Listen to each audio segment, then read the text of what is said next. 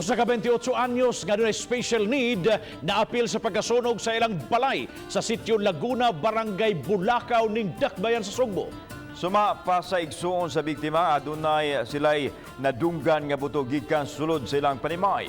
Giingon nga ang biktima nakapangayo pa og tabang sa wa pa kini maapil sa pagkasunog apan wa maluwas gumikan sa grabing kayo nga milamboy sa ilang panimay. Ani ang report. Igo na lang sa pagsudong sa nasunog nga Pinoyanan ang usa sa tag-iya nga si Melanie Bayton. Apan masakit ang ilang gibati human na apil sa pagkapaig ang iyang manghod nga si Maris, 28 anyos nga adunay Down syndrome. Napalga na ang napaig nga lawas kagahapon adlaw apan ang laing parte niini kaganina pa nakitaan. Suma ni Melanie nga aduna sila'y nabati nga buto sa balay sa ilang inahan di nahimutang ang butane. Nakapangayo pa og tabang ang manghod nga didto sa second floor apan wa na matabang tungod sa kakusog sa kalayo nga gipagrabi sa kainit sa panahon ug kusog nga hangin. Special child man gud na siya.